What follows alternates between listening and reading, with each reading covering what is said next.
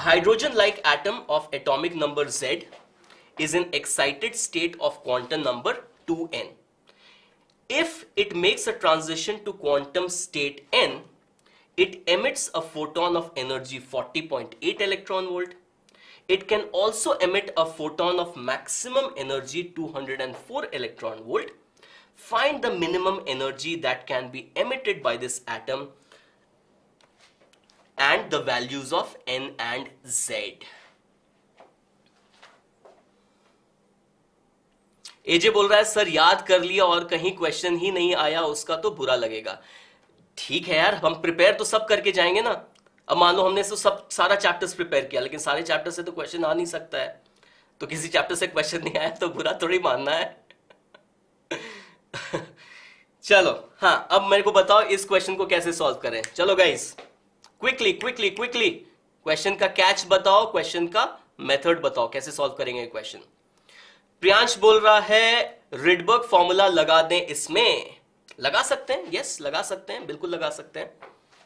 देखो क्या हो रहा है, 2n से n का ट्रांजिशन हो रहा है, उसके लिए हमें पता है कि 40.8 इलेक्ट्रॉन वोल्ट की का फोटोन एमिट होता है, ठीक है।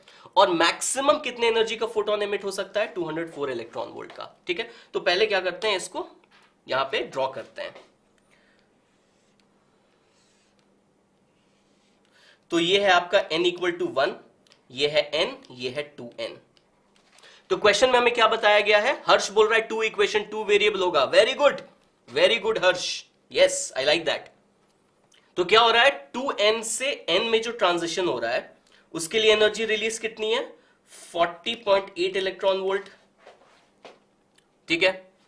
और फिर n से नेक्स्ट क्या बोल रहा है, मैक्सिमम एनर्जी जो रिलीज हो सकती है। तो मैक्सिमम एनर्जी कैसे रिलीज हो सकती है, ये 2n से 1 पे आएगा तभी तो मैक्सिमम एनर्जी रिलीज होगी। आ रही बात समझ में, ठीक है।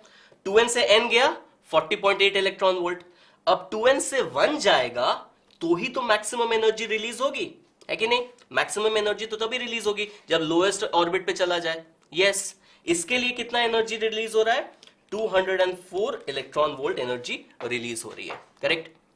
अब हम क्या कर सकते हैं, अब हम रिडबर्ग फॉर्मूला लगा सकते हैं, बट थोड़े डिफरेंस के साथ। रिडबर्ग फॉर्मूला क्या बोलता है, 1 by lambda is equal to R Z square into 1 by n square minus 1 by m square, ठीक है। रिडबर्ग फॉर्मूला यही बोलता है ना, 1 by lambda is equal to R Z square into 1 by n square minus 1 by m square. अब इसमें क्या होगा, देखो यहां पे लैम्डा के टर्म्स में हमें नहीं दिया हुआ है, यहां में क्या दिया हुआ है, यहां पे हमें दिया हुआ है कि एनर्जी ऑफ ट्रांजिशन के टर्म्स में। ये 40.8 और 204 क्या है, एनर्जी ऑफ ट्रांजिशन है। आ रही बात समझ में। तो हम क्या करते हैं, हम hc से मल्टीप्लाई कर देते हैं। तो अगर हम hc से मल्टीप्लाई कर देंगे तो hc by lambda will be equal to R H C Z square into 1 by n square minus 1 by m square, correct. और ये hc बाय लैम्डा क्या है, ये hc बाय लैम्डा है energy of transition. Is that correct, yes correct, absolutely correct. तो ये जो hc by lambda है वो क्या है, एनर्जी ऑफ ट्रांजिशन। और rhc का वैल्यू पता है, rhc का वैल्यू याद होना चाहिए, rhc एक कांस्टेंट होता है, rhc का कांस्टेंट का वैल्यू कितना होता है, 13.6 इलेक्ट्रॉन वोल्ट। rhc का वैल्यू याद होना चाहिए, rhc कितना होता है, 13.6 इलेक्ट्रॉन वोल्ट, ठीक है।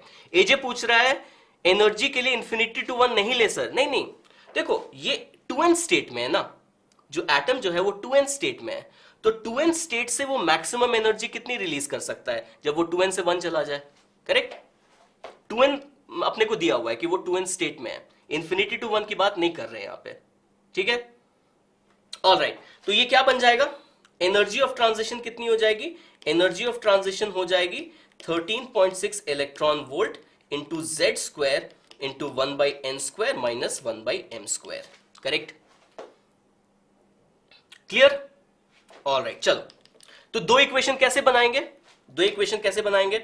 पहला इक्वेशन किस के लिए बनेगा, पहला इक्वेशन बनाते हैं 2n से n के ट्रांजिशन के लिए, ठीक है। पहला इक्वेशन कहां से कहां बनाते हैं, 2n से n के ट्रांजिशन के लिए बनाते हैं, ठीक है। तो पहला इक्वेशन बन जाएगा 40.8 is equal to 13.6 into Z square into 1 upon n square minus 1 upon 2n का स्क्वायर। ये बन गया अपना इक्वेशन नंबर 1, है कि नहीं। इसमें तो कोई तकलीफ नहीं है, स्टैंडर्ड स्टैंडर्ड चीज हम कर रहे हैं। तो 40.8 कितना हो जाएगा, 13.6 into Z square into 1/n² minus 1/2n²। 2n से n का ट्रांजिशन है।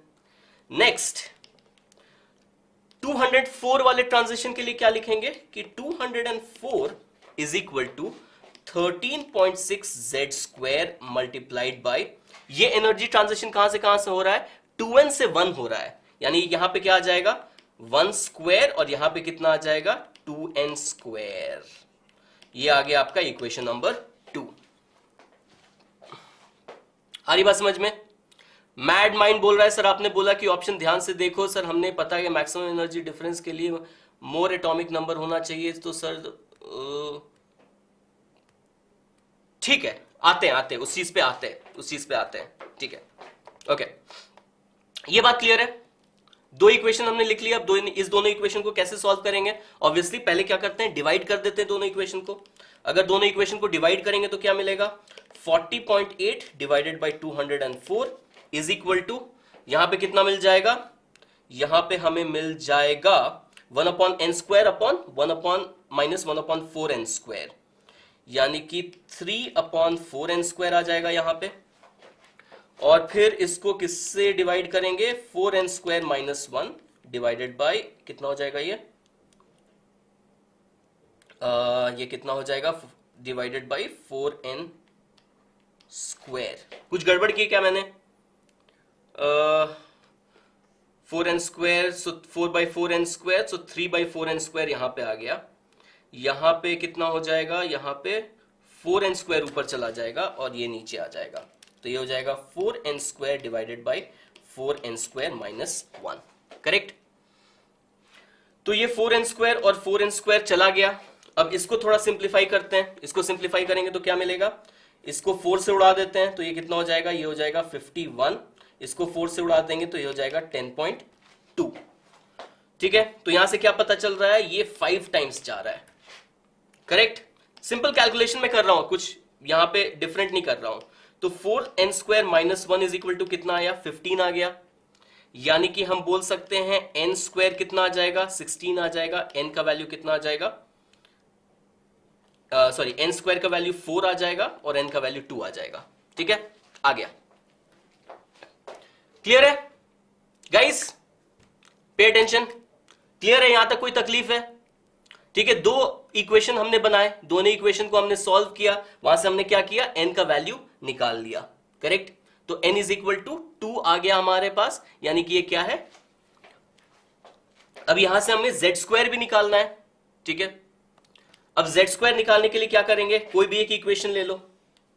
ठीक है, कोई भी एक इक्वेशन ले लो और यहां से z² निकाल लो। तो ये कितना हो जाएगा, ये हो जाएगा 40.8 is equal to 13.6 into z², और यहां पे हमारे पास आएगा 1/n का वैल्यू कितना है, 2 है, तो ये 4 और यहां से 1/16।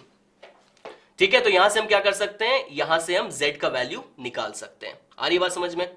इसमें कोई तकलीफ? z का वैल्यू निकाल लेंगे, यहां से z का वैल्यू आ जाएगा। z का वैल्यू क्या आता है, ठीक है, चेक कर लेते हैं। मैं कैलकुलेशन में उतना नहीं जा रहा हूं, z का वैल्यू यहां से हम चेक कर सकते हैं। z का वैल्यू 4 आ जाएगा। ठीक है, आप ये कैलकुलेशन करोगे तो z का वैल्यू 4 आ जाएगा। यहां से मैं कैलकुलेशन स्किप कर रहा हूं। ओके, कोई प्रॉब्लम नहीं है ना? तो z का वैल्यू 4 आ जाएगा। ओके, उसके बाद नेक्स्ट क्वेश्चन में क्या पूछा गया है, नेक्स्ट क्वेश्चन में पूछा गया है कि मिनिमम एनर्जी ऑफ ट्रांजिशन कितनी होगी। ठीक है, मिनिमम एनर्जी ऑफ ट्रांजिशन कितनी होगी, यानी कि मिनिमम एनर्जी ऑफ ट्रांजिशन अब कहां से कहां होगी, ये n इज इक्वल टू 4 पे है, ये n इज इक्वल टू 2 है, ये n इज इक्वल टू 1 है। n का वैल्यू क्या था, 2 था, यानी कि ये यहां पे था, और 2n क्या था, यहां पे था। यानी कि मिनिमम एनर्जी ऑफ ट्रांजिशन अगर होनी है तो कहां से कहां हो जाएगी, यहां से यहां हो जाएगी। यानी कि n इज इक्वल टू 4 से n इज इक्वल टू 3।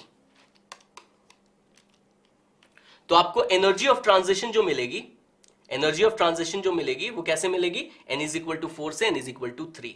ठीक है, अब इसको अगर सॉल्व करना है तो डेल्टा ई में हम क्या करेंगे, इसमें यही करेंगे 13.6 electron volt into z², z² का कितना हो जाएगा 16, फिर 1/9 माइनस 1/16। करेक्ट? क्लियर है? मेथड क्लियर है कि नहीं है? पहले मेरे को ये बताओ। हाइड्रोजन तो 2n में है सर। हाँ, तो n का वैल्यू 2 आया ना, तो 2n का वैल्यू क्या आया? 4 आया। तो 4 से मिनिमम ट्रांजिशन इसका किस में हो सकता है? 4 से 3 में हो सकता है इसका मिनिमम ट्रांजिशन। करेक्ट? आ रही बात समझ में? हाँ, क्लियर है, बट बोरिंग कैलकुलेशन है। मैं मानता हूं ये बोरिंग कैलकुलेशन है और ये स्टैंडर्ड मेथड है, ठीक है? इसलिए मैं कैलकुलेशन में इतना डिटेल में नहीं जा रहा हूं, बट मेरे को आपको एक्सप्लेन करना है कि इस क्वेश्चन को सॉल्व कैसे करना है स्टैंडर्ड मेथड से। तो बोरिंग पार्ट से तो गुजरना पड़ेगा, मैं कुछ कर नहीं सकता हूं। अब ये सोल्यूशन है तो ये सोल्यूशन है, अब मैं इसको इंटरेस्टिंग कैसे बनाऊंगा, ठीक है? लेकिन मेथड चेंज करके इसको इंटरेस्टिंग मैं बनाऊंगा। चलो देखो, अब मेरे मेथड से सॉल्व करो। मेरे मेथड से सॉल्व करो। ओके, तो एक चीज समझो कि जो एनर्जी हम किसी एटम की लिखते हैं वो कैसे लिखते हैं? वो हम लिखते हैं -13.6 electron volt into Z square divided by n square. लिखते हैं ना?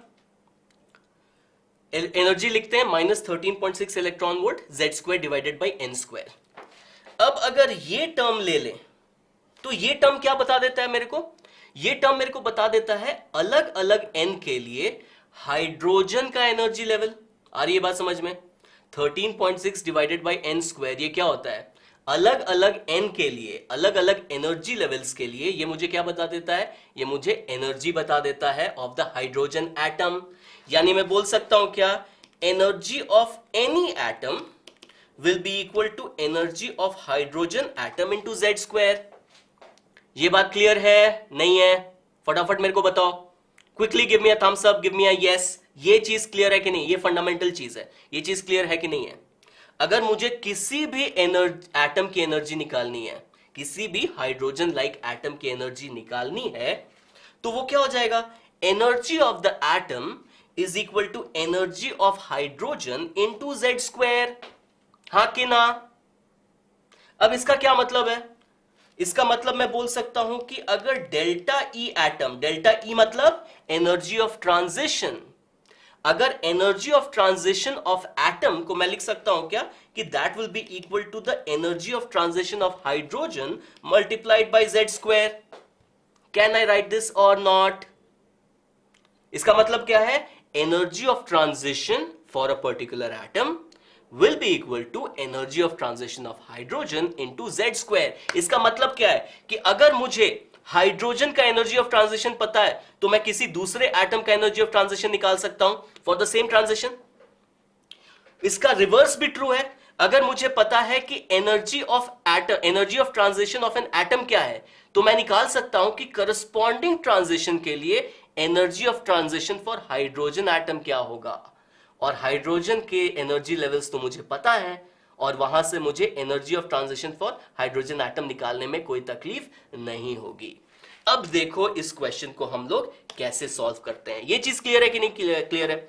फटाफट गिव मी अ लाइक और give me a thumbs up, give me a yes. ये चीज अगर क्लियर है तो फटाफट मेरे को बताओ। क्लियर है ना? चलो बढ़िया बढ़िया, बड़े बड़े बढ़िया। चलो अब हम लोग लगाते हैं दिमाग। तो ये 2n लेवल था, ये n लेवल था, ये n इक्वल टू 1 लेवल था। अब अपने को क्वेश्चन में क्या दिया हुआ था कि भाई मैक्सिमम यानी कि 2n से 1 में आने में कितनी एनर्जी लगेगी? 204 इलेक्ट्रॉन वोल्ट। ठीक है, आ रही है बात समझ में?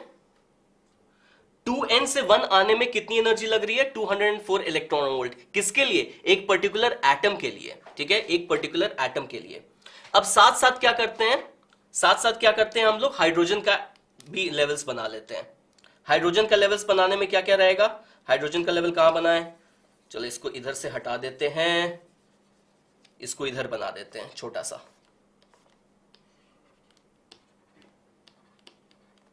ये है 204 इलेक्ट्रॉन वोल्ट। अब मैं हाइड्रोजन का एनर्जी लेवल बना रहा हूं, तो ये है -13.6, ये है -3.4, ये है -1.51, ये है -0.85, ये है -0.55, ये है -0.37।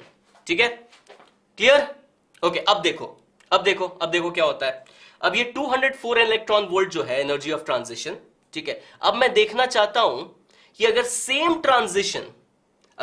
ट्रांजिशन हाइड्रोजन में हो तो उसमें कितनी एनर्जी लेवल, क्या एनर्जी ऑफ ट्रांजिशन होगी। ठीक है, क्या ये हम चेक कर सकते हैं। ठीक है, तो हम क्या कर रहे हैं कि अज्यूम कर रहे हैं, तो हम क्या कर रहे हैं, हम बोल रहे हैं कि एनर्जी ऑफ हाइड्रोजन चाहिए मुझे क्या चाहिए, मुझे energy of transition in hydrogen चाहिए। करस्पॉन्डिंग ट्रांजिशन के लिए मुझे energy of transition of hydrogen चाहिए। ठीक है, तो वो कैसे मिलेगा मुझे, वो मैं क्या करूंगा, energy of transition of atom को Z² से डिवाइड कर दूंगा। तो अगर 204 को हम 2 स्क्वायर से डिवाइड करें, ठीक है, तो एक एक करके चलते हैं। Z इक्वल टू 1 तो हाइड्रोजन हो गया, Z इक्वल टू 2 के लिए अगर ट्राई करें तो 204 डिवाइडेड बाई 4 कितना आ जाता है, 51 इलेक्ट्रॉन वोल्ट। अब मेरे को बताओ कि हाइड्रोजन में किसी भी ट्रांजिशन के लिए 51 इलेक्ट्रॉन वोल्ट आ सकता है क्या, हाइड्रोजन के किसी भी ट्रांजिशन के लिए 51 इलेक्ट्रॉन वोल्ट आ सकता है क्या, नहीं आ सकता है, तो ये कैंसिल। अब नेक्स्ट ट्राई करते हैं, नेक्स्ट क्या हो जाएगा, 204 डिवाइडेड बाई 9। अगर ये करेंगे तो कितना आ जाएगा, 9 2 ज़ा 18, फिर 24, 9 2 ज़ा 18, तो 22 इलेक्ट्रॉन वोल्ट के आसपास। ठीक है, तो 22 इलेक्ट्रॉन वोल्ट आ रहा है। हाइड्रोजन के किसी भी ट्रांजिशन के लिए 22 इलेक्ट्रॉन वोल्ट एनर्जी आ सकती है, नहीं आ सकती है, तो आप भी गए। नेक्स्ट ट्राई कर लेते हैं, delta EH is equal to 204 divided by 16। तो ये कितना हो जाएगा, 4 4 ज़ा ये 451, यहां से कितना आ जाएगा, यहां से आ जाएगा 4 1 ज़ा 4, फिर 11 हो गया, तो 4 2 ज़ा 8, 12.75 इलेक्ट्रॉन वोल्ट। ठीक है, अब बात कुछ रेंज में आई। अब energy of transition corresponding level के लिए एनर्जी ऑफ ट्रांजिशन कितनी होनी चाहिए, 12.75 इलेक्ट्रॉन वोल्ट। हाइड्रोजन में ढूंढे क्या, कहां पे आना है, -13.6 पे आना है। तो अगर -3.4 से -13.6 पे आएगा तो 10.2, 1.5 से 13.1 पे आएगा तो कितना, 1.5 से 13.1 पे 6 पे आएगा तो कितना, 12.1, 0.8 से 13.6 पे आएगा तो कितना, 13.6 माइनस 0.85, ये कितना हो जाएगा, ये हो जाएगा 12.75 इलेक्ट्रॉन वोल्ट। खत्म, कहानी खत्म। इसका मतलब हमने क्या किया, हमने यहां से Z का वैल्यू भी निकाल लिया। Z इक्वल टू कितना होगा, Z इक्वल टू 4 हो जाएगा, आ गया ना। हमने 2 स्क्वायर ट्राई किया, फिर हमने 3 स्क्वायर ट्राई किया, फिर हमने 4 स्क्वायर ट्राई किया, Z इक्वल टू 4 के लिए आ गया, Z इक्वल टू 4, कहानी खत्म। ठीक है, एनर्जी ऑफ ट्रांजिशन हाइड्रोजन में कितनी होनी चाहिए, 12.75 इलेक्ट्रॉन वोल्ट। तो कहां से होगा, -0.85 से -13.6, यानी कि 2n का वैल्यू कितना आ गया, 4। 2n का वैल्यू कितना आ गया, 4, यानी कि n is equal to 2, n भी निकल गया, खत्म। करेक्ट। ठीक है, अब तीसरी चीज क्या करनी है कि मिनिमम एनर्जी ऑफ ट्रांजिशन कितना होना चाहिए। तो वो minimum energy of transition hydrogen के लिए कितना होगा, -0.85 से लेके 1.51, कितना हो जाएगा, वो कितना हो जाएगा 1.51 माइनस 0.85, तो ये हो जाएगा 0.66। तो ये जो 0.66 है ये किसके लिए है, ये हाइड्रोजन के लिए है। करस्पॉन्डिंग एनर्जी चेंज उस एटम में कितना हो जाएगा, मल्टीप्लाइड बाय Z², यानी मल्टीप्लाइड बाय 16। तो यहां से आपका फाइनल आंसर भी आ जाएगा। आई बात समझ में। ठीक है, अब कंपेयर करो प्रीवियस मेथड को और कंपेयर करो इस मेथड को। इस मेथड में सिंपली आपको क्या याद रखना है, एनर्जी लेवल्स याद रखना है। अगर आपने एनर्जी लेवल्स याद रखे और एक छोटा सा फंडा याद रखा कि energy of transition for any atom is equal to Z² into energy of transition of hydrogen. तो जहां पे एनर्जी ऑफ ट्रांजिशन ऑफ किसी एटम को दे रहा है ना, उसको आप रिड्यूस कर दो कि करस्पॉन्डिंग ट्रांजिशन के लिए energy of transition in hydrogen क्या होगा। और क्योंकि आपको हाइड्रोजन के सारे एनर्जी लेवल्स याद हैं तो आप फटाफट ऐसे सॉल्व कर लोगे। ठीक है, तो अगर इस क्वेश्चन को मैं बिना एक्सप्लेन किए, मैं आपको इस चीज को एक्सप्लेन कर रहा हूं इसलिए आपको लग रहा है कि ये लंबा टाइम लगा, बट अगर मैं खुद इस क्वेश्चन को सॉल्व करूं तो मैं 2 मिनट के अंदर इस क्वेश्चन को सॉल्व कर लूंगा। आ रही बात समझ में। और अब आप भी इस क्वेश्चन को 2 मिनट के अंदर सॉल्व कर लोगे।